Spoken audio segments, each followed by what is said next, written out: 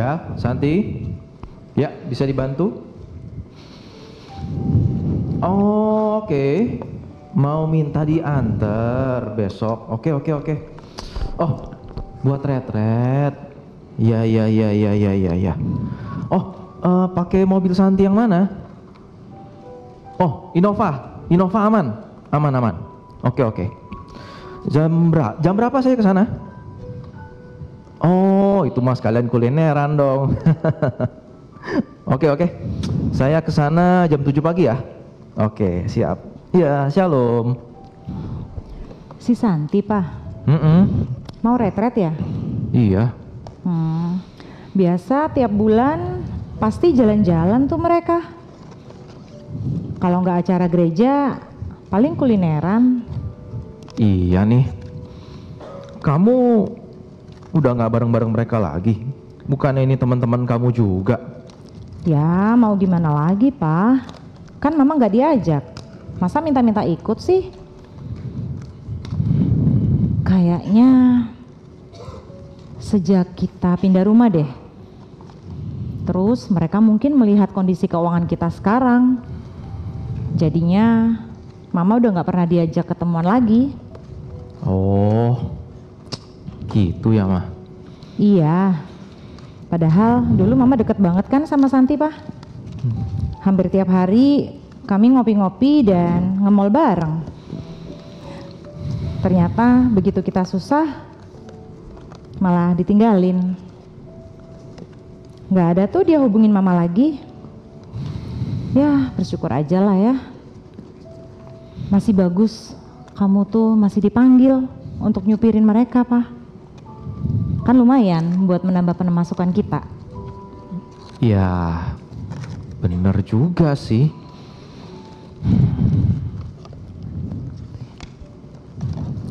Pak, berarti Sabtu besok kita nggak jadi nyantai-nyantai di Danau Sunter dong? Kan Papa nggak ada di rumah. Kenapa sih kita nggak jadi pergi ke Danau Sunter? Cuma sebatas Danau Sunter loh, Ma. Itu di pinggir kali, danau. Di pinggir danau, Ma. Iya, nggak apa-apa ya, Bim. Kan kalau Papa kerja, kita jadi ada tambahan pemasukan.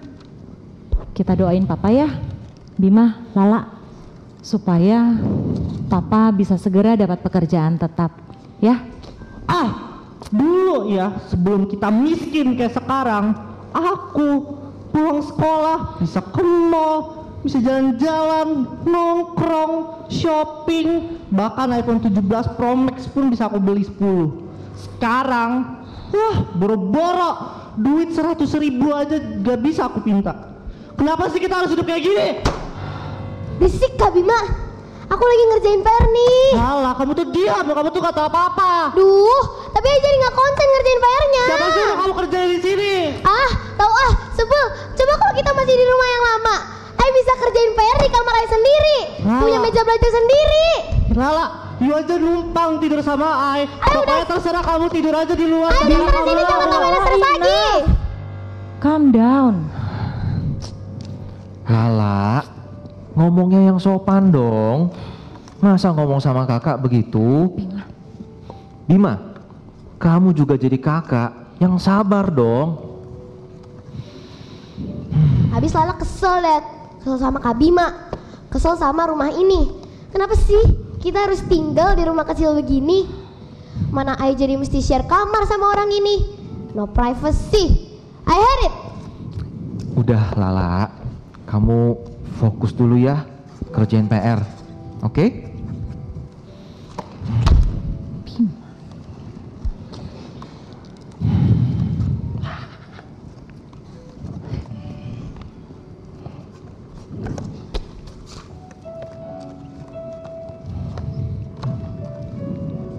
Dad, ayolah selesai kerjain PR-nya. Oke.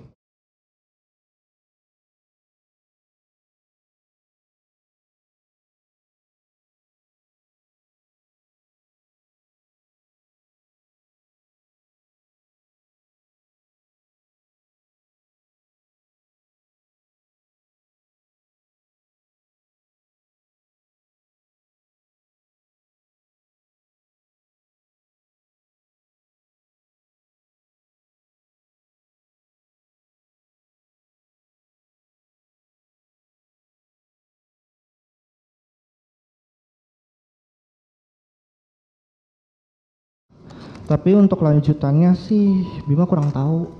Loh, dia bukannya teman baik kamu? Emang udah nggak pernah main bareng lagi? Enggak, males.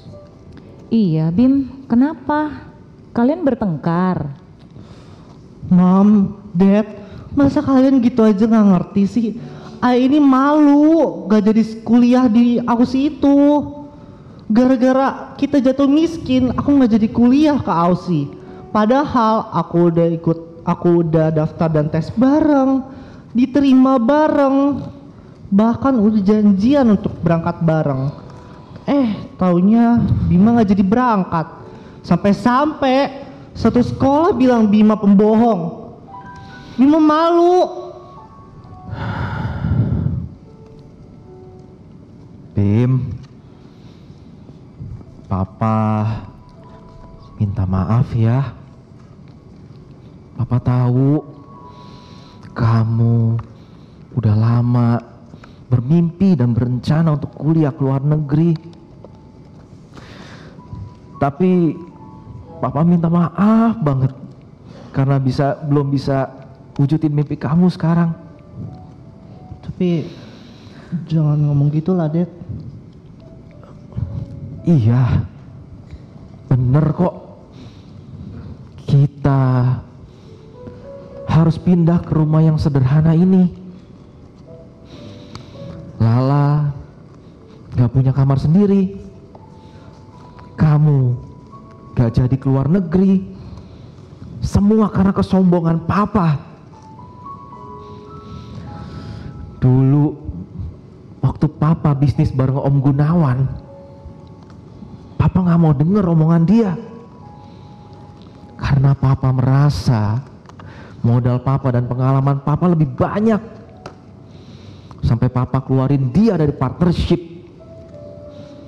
Dan bener aja yang dia bilang, kejadian. Papa bangkrut dan kita harus kehilangan banyak aset.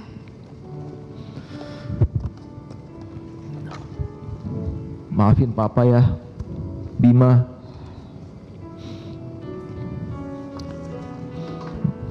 Maafin Papa juga ya, Lala.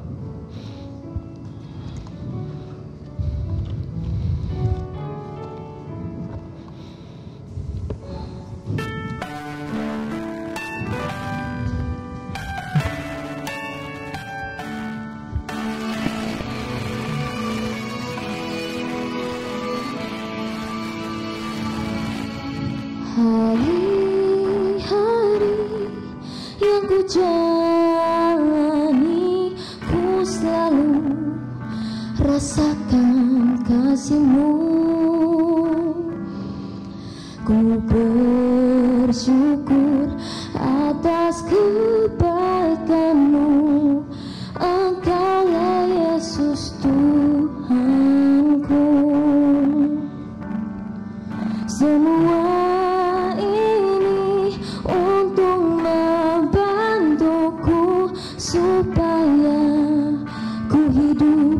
sesuai kehendak-Mu, penyertaan-Mu selalu ku rasakan. Kau tak pernah tinggalkanku. Ku mengucap syukur dan mengucap syukur selalu, tak percaya rancangan-Mu indah, rancangan-Mu indah selalu, Tuhan Yesus, Kau terindah.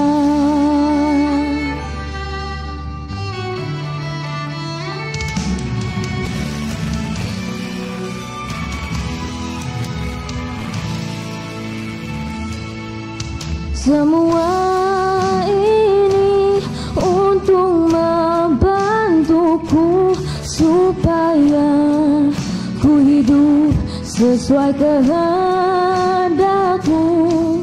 Penyertaan-Mu ku rasakan Kau tak pernah tinggalkanku.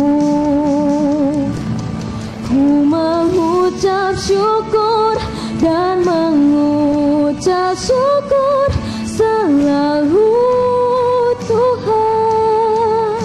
Ku tetap percaya rancangan-Mu indah, rancangan-Mu indah selalu Tuhan. Yesus, Kau terindah.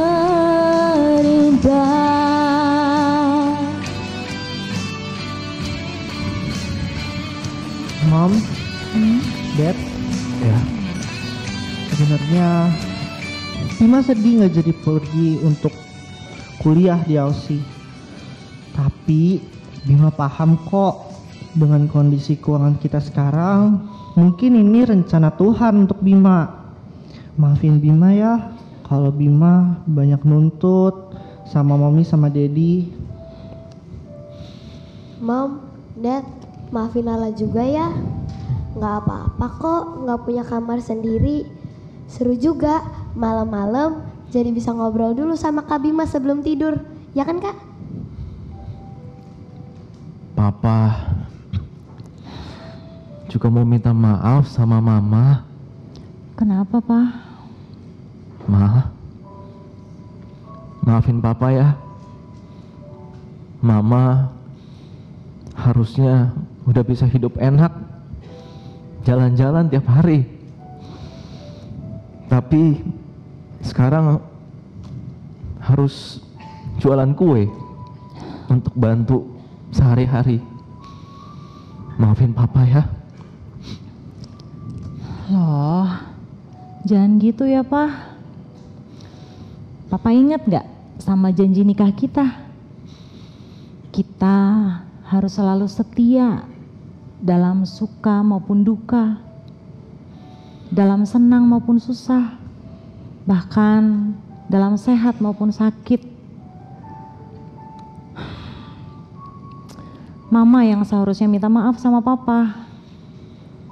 Selama ini Tuhan sudah begitu banyak kasih kita berkat, tapi Mama gak mempergunakannya dengan baik.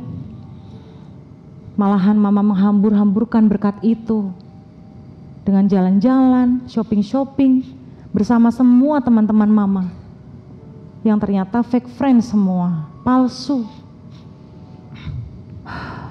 Bahkan Mama kurang memperhatikan kamu dan anak-anak kita, Bima dan Lala. Maafin Mama ya.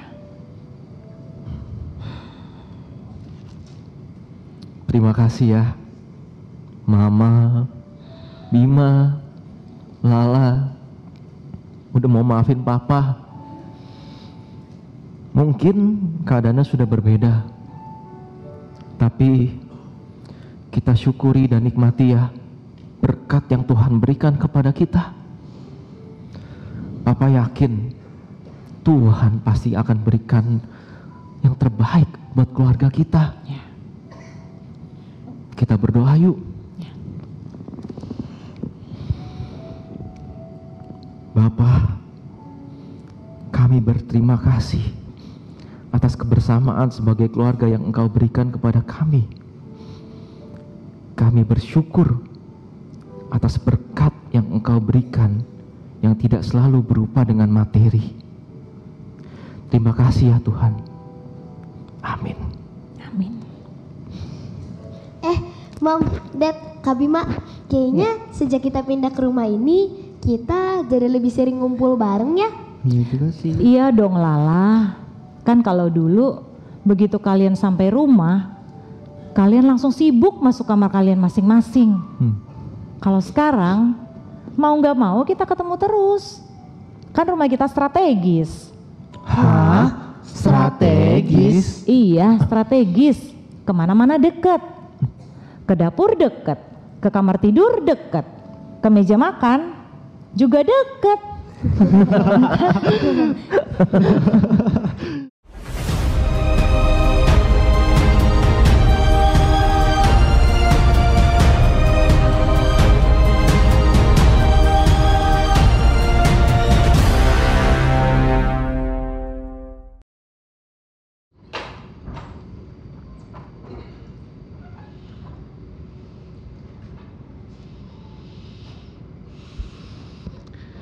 Selamat pagi Bapak Ibu. Ya. Rumah akan menjadi rumah rohani, keluarga akan menjadi keluarga rohani apabila di dalamnya ada rasa syukur, apabila di dalamnya ada ungkapan syukur. Tapi rasa syukur di sini yang dimaksudkan bukan saja rasa syukur ketika kita mengalami banyak keberuntungan, ketika kita mengalami banyak kesuksesan, ketika kita mengalami begitu banyak sukacita. Tetapi juga rasa syukur dan ungkapan syukur ketika kita mengalami pengalaman-pengalaman yang bisa jadi menyesakkan. Ketika kita mengalami kehilangan, ketika kita sakit dan lalu tidak sembuh-sembuh, ketika kita mengalami musibah dan musibahnya bukan sekali, datang bertubi-tubi.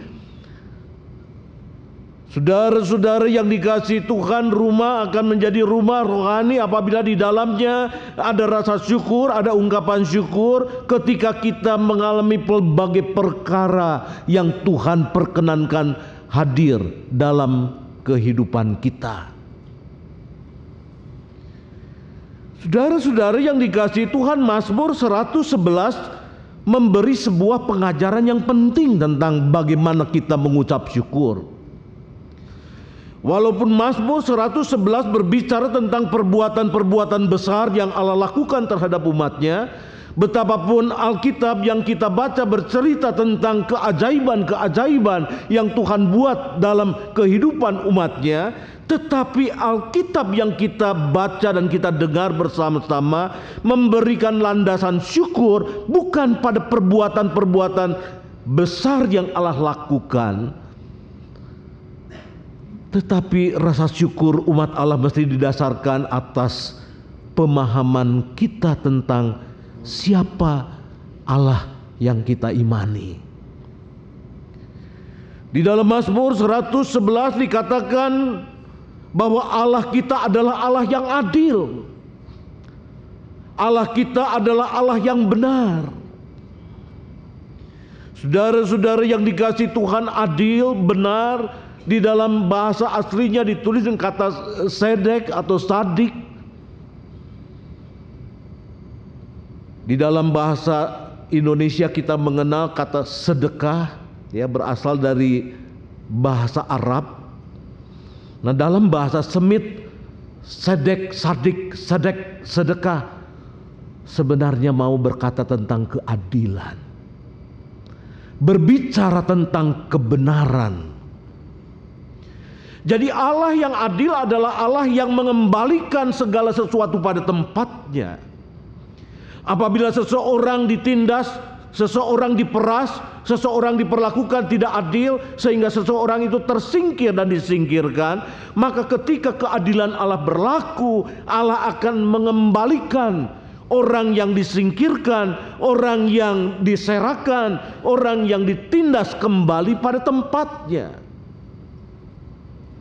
Dan ini dialami oleh orang-orang Israel ketika mereka diperbudak di tanah Mesir, mengalami penderitaan yang sungguh luar biasa. Lalu kemudian Allah bertindak membebaskan mereka, menuntun mereka di pengembaraan dan menempatkannya di tanah perjanjian. Itu semua adalah karya Allah yang adil, yang menempatkan setiap orang, setiap umat pada rencana yang Tuhan persiapkan. Dan Allah yang adil itu juga yang bisa bukan saja mendatangkan berkat dalam kehidupan umat Allah, bukan saja memberikan kelimpahan dalam umat Allah. Allah yang adil itu juga bisa mendatangkan hukuman. Allah yang adil itu juga bisa memberikan pelajaran kepada umat Allah ketika umat Allah membuat ada banyak orang tersingkir dari tempatnya, ada banyak orang lalu kemudian ditindas, diperlakukan dengan semena-mena. Maka lalu kemudian atas dasar keadilan Allah, atas dasar Allah yang benar, yang menempatkan setiap pihak pada tempatnya, Allah bisa menyerahkan Israel. Allah tidak menyayangkan rumahnya untuk dirubuhkan. Allah tidak menyayangkan tembok Yerusalem yang memberikan rasa aman dihancurkan. Allah tidak menyayangkan tanah pusaka, tanah yang dijanjikan lalu kemudian diduduki oleh musuh-musuh Israel. Itu adalah keadilan Allah. Dan oleh karena itu dasar ungkapan syukur kita bukan ketika perbuatan ajaib Tuhan itu lalu kemudian memberikan kita kebanggaan-kebanggaan duniawi. Dasar ungkapan syukur kita adalah karena Allah adil, Allah benar, Allah menempatkan segala sesuatu pada tempatnya. Dan apabila di dalam kehidupan kita Allah memperkenankan sesuatu terjadi dalam hidup kita, dan sesuatu yang terjadi itu bisa menyesakkan dalam hidup kita, bisa jadi Allah sedang menempatkan sesuatu pada tempatnya. Seperti yang kita saksikan dalam drama tadi, sebuah kisah imajiner yang bisa terjadi dalam kehidupan setiap orang. Bagaimana satu keluarga yang ada dalam kemakmuran lalu kemudian mengalami kebangkrutan, lalu berada dalam posisi yang sebegini sulit. Yang biasa tinggal di rumah yang besar sekarang dalam rumah yang sederhana, dan mungkin mereka kontrak sempit. Saudara-saudara yang dikasihi Tuhan, kalau kita yakin bahwa tidak ada satu peristiwa yang terjadi dalam kehidupan kita di mana Allah tidak berkenan di dalamnya, kalau kita yakin bahwa Allah itu baik, Allah itu adil, Allah itu benar, dan kalau Ia mengembalikan segala sesuatu pada tempatnya, ada rancangan Tuhan yang indah dalam hidup kita, maka betapapun kita mengalami kesesakan, kehilangan rumah yang besar, kehilangan pekerjaan yang begitu dibanggakan, kehilangan usaha yang begitu kita agungkan dalam kehidupan kita, kita diajak untuk mengucap syukur. Saudara-saudara yang dikasihi Tuhan, bagian ini bagian yang sulit. Sebab mengucap syukur ketika kita disembuhkan, mengucap syukur ketika kita mengalami kelimpahan, mengucap syukur ketika kita mengalami keberuntungan yang sungguh luar biasa mudah. Tetapi mengucap syukur ketika kita mengalami kehilangan, mengucap syukur ketika kita sakit dan sakit kita tidak sembuh-sembuh, mengucap syukur ketika kita mengalami satu musibah, lalu setelah itu musibah-musibah lain datang dalam hidup kita, tidak mudah. Tetapi dasar ungkapan syukur kita bukan apa yang kita dapat dari dunia, bukan apa yang kita dapat dari luar masuk dalam diri kita. Dasar ungkapan syukur kita adalah keyakinan kita bahwa Allah itu adil dan Allah itu benar. Dan oleh karena itu apabila Allah sedang mengerjakan keadilannya, apabila Allah sedang mengerjakan kebenarannya, kita jangan melawan. Tetapi biarlah kita menundukkan hati kita, belajar mengenali apa yang menjadi kehendak Tuhan.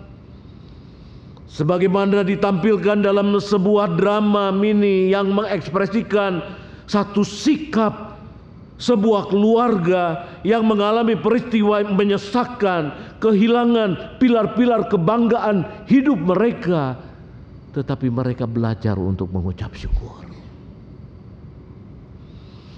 Saudara-saudara yang dikasihi Tuhan, oleh karena itu apabila kita membaca Mazmur 111, jangan kita salah paham terhadap Mazmur ini yang mengajak kita terpaut pada perbuatan-perbuatan Allah yang ajaib terhadap umatnya.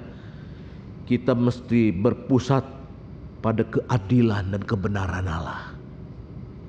Sebab ternyata Allah dan adil dan benar membuang umatnya ke tanah pembuangan di Babilonia.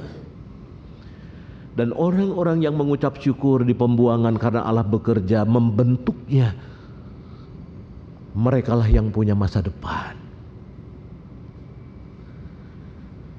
Saudara-saudara yang dikasihi Tuhan, pembacaan leksionari pada minggu ini berbicara juga tentang kisah Yesus menyembuhkan 10 orang kusta.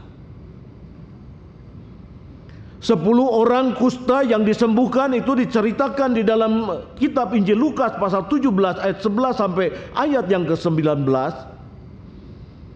bahwa hanya satu yang kembali. Mau menunjukkan mengalami kesembuhan, mau menunjukkan mengalami berkat-berkat Tuhan, ternyata tidak selalu membuat orang sanggup memiliki rasa syukur.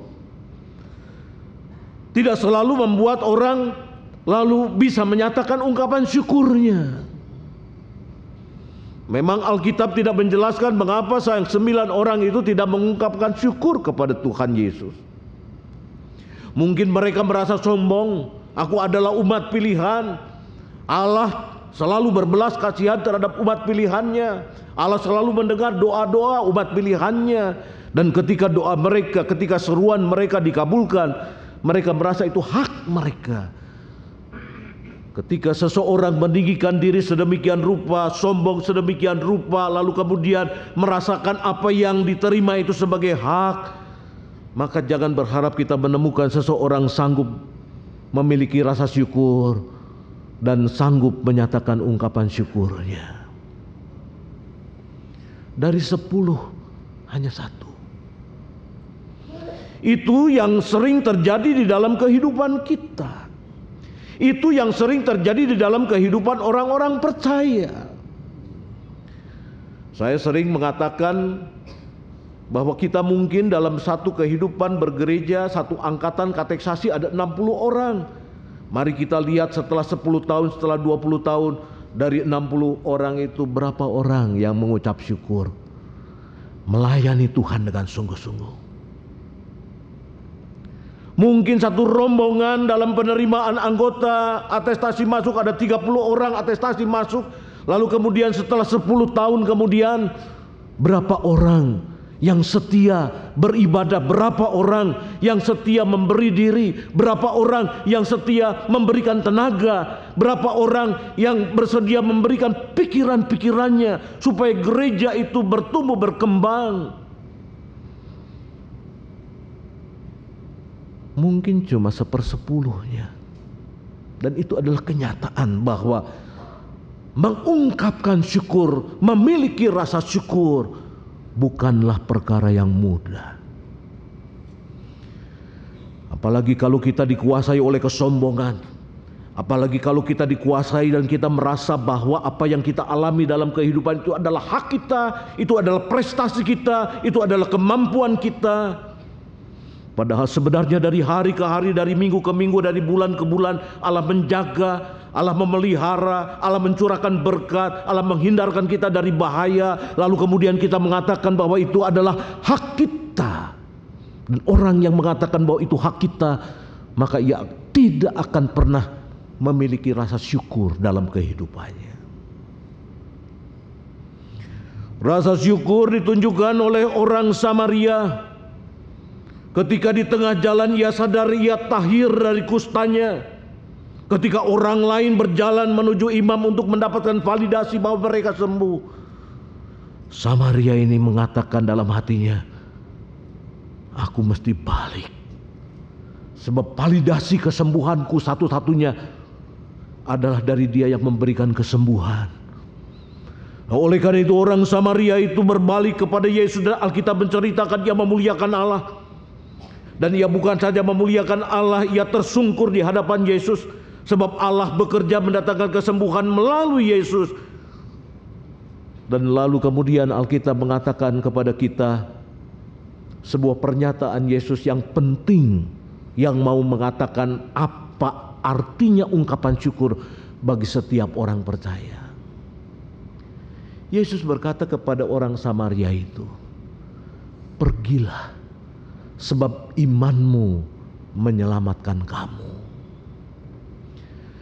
Saudara-saudara yang dikasihi Tuhan, kisah ini mau mengatakan kepada kita bahwa ungkapan syukur adalah sebuah pintu yang Tuhan sediakan dalam kehidupan orang percaya, agar ketika kita mengungkapkan syukur, pintu rumah kita terbuka bagi berkat Tuhan yang lebih besar, berkat Tuhan yang lebih utuh.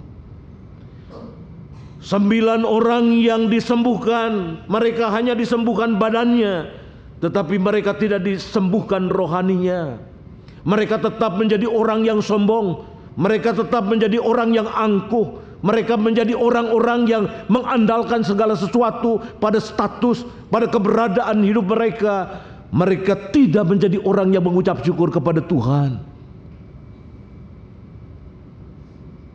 Mereka tidak diselamatkan, sebab yang diselamatkan hanya tubuhnya. Tetapi Samaria yang kembali datang kepada Yesus, ia bukan saja tersungkur di hadapan Yesus, tetapi memuliakan Allah. Lalu kemudian Allah melalui Yesus berkata, "Pergilah sebab engkau selamat." Dia mendapatkan berkat yang lebih besar dari hanya sekedar kesembuhan jasmania. Ia mendapatkan berkat yang jauh lebih besar daripada sekedar harta, benda, keuntungan, usaha, pekerjaan. Ia mendapatkan berkat terbesar oleh karena relasinya dengan Allah dipulihkan. Ia mendapatkan berkat yang terbesar oleh karena ia disempurnakan. Ia mendapatkan berkat yang besar oleh karena ia diselamatkan, dipindahkan dari alam maut ke alam hidup. Saudara-saudara yang dikasihi Tuhan, jadi ungkap syukur di dalam Alkitab mau mengatakan bahwa ada pintu yang Tuhan sediakan agar kita bisa menerima berkat yang lebih utuh dari Tuhan, agar kita bisa menerima berkat dari Tuhan yang jauh lebih besar dari yang kita pikirkan, yaitu ketika kita memiliki rasa syukur dan ketika kita mengungkapkan syukur itu di dalam kehidupan iman percaya kita. Rasa syukur bisa kita nyatakan melalui puji-pujian kepada Allah. Rasa syukur bisa kita nyatakan melalui doa yang kita panjatkan kepada Allah. Rasa syukur bisa kita tunjukkan melalui kesetiaan kita untuk berbakti beribadah. Rasa syukur kita bisa nyatakan lewat tekad kita untuk melayani Tuhan. Tahun pelayanan ini terjadi pergantian kepengurusan di badan-badan pelayanan. Tahun pelayanan ini terjadi pergantian beberapa orang penatua. Ada kebutuhan gereja akan kehadiran calon-calon penatua. Ada kebutuhan gereja kehadiran personal yang memberikan ungkap syukur mereka melalui tenaga, melalui pikiran, melalui waktu yang mereka persembahkan kepada Tuhan. Gereja Tuhan perlengkapi dengan orang-orang percaya dari waktu ke waktu. Ada yang datang, ada yang pergi, silih berganti, bergantian memikul beban. Dan itu bisa menjadi salah satu alat kita menyatakan syukur kepada Tuhan. Ketika kita turut ambil bagian menyatakan ungkap syukur kepada Tuhan, maka firman Tuhan mengatakan kita sedang membuka pintu bagi berkat Tuhan yang lebih besar, yang mengutuhkan kehidupan kita semua. Oleh karena itu saudara-saudara, orang Samaria yang sakit kusta yang disembuhkan, dia pergi dalam sukacita dan kelegaan. Dan saya yakin ia di dalam kehidupannya menyatakan syukur yang semakin berlipat kali ganda kepada Tuhan. Dan semakin kita menyatakan syukur kepada Tuhan berkali lipat ganda, itu berarti kita membuka pintu lebar-lebar agar kita menerima berkat yang jauh lebih besar daripada apa yang kita pikirkan. Saudara-saudara yang dikasihi Tuhan, mengungkapkan syukur kepada Tuhan bukan karena Tuhan miskin. Mengungkapkan syukur kepada Tuhan bukan karena Tuhan tidak punya apa-apa. Mengungkapkan syukur adalah membuka pintu rumah kita supaya berkat Tuhan jauh lebih besar mengalir dalam kehidupan kita. Oleh karena itu saudara-saudara yang dikasihi Tuhan, Mazmur 111 menjadi penting bagi setiap orang percaya. Ketika kita membaca dan menghayatinya, mata dan hati kita tidak terfokus pada perbuatan-perbuatan ajaib yang Tuhan lakukan, tidak terfokus pada perbuatan-perbuatan yang mengherankan yang Tuhan buat dalam kehidupan orang percaya, tetapi kita fokus pada Allah yang adil dan benar. Dan oleh karena itu Pemazmur mengatakan besar perbuatan-perbuatan Tuhan, layak diselidiki oleh semua orang yang menyukainya, sebab ternyata terbukti Allah benar. Betapapun pembuangan adalah peristiwa yang menyakitkan, menyesakkan, ternyata yang paling pahit yang Tuhan beri dalam hidup kita berujung sukacita yang besar. Drama tadi memperlihatkan kepada kita satu kepahitan, tetapi lalu kemudian Allah membentuk seorang kepala rumah tangga yang tadinya sombong, lalu sekarang menjadi seorang yang ramah. Sebab mana ada seorang supir yang bisa lalu orang melanggan kepadanya kalau dia sombong. Dia menyapa dengan ramah. Mungkin dulu dia pongah. Allah sedang membentuk seorang istri yang tadinya tiap hari shopping, tiap hari pergi ke kafe bersama dengan teman-temannya, dibentuk sedemikian rupa. Coba kalau dibiarkan hidupnya seperti yang ia jalani tiap hari, lalu pergi dengan teman-temannya, bagaimana anak-anak tumbuh berkembang dengan baik? Kalau seorang kepala rumah tangga lalu dengan penuh kesombongan menghalalkan segala cara menyingkirkan teman dalam usahanya oleh karena ia tidak sependapat dengan dirinya, Allah bentuk. Walaupun itu adalah sebuah drama imajiner, tetapi adalah satu drama kehidupan yang bisa terjadi dan menjadi janji bagi kita ketika kita belajar menaklukkan diri pada Allah yang adil. Kita tidak berontak, tetapi kita belajar untuk mengenali apa yang Tuhan kehendaki. Dan ketika kita mengalami kesesakan, ketika kita mengalami sakit, ketika kita mengalami kerugian, ketika kita mengalami kegagalan, kita datang kepada Allah dengan ungkapan syukur. Ketika itu kita sedang membuka pintu rumah kita untuk berkat yang lebih besar yang Tuhan akan berikan. Tuhan memberkati kita. Amin.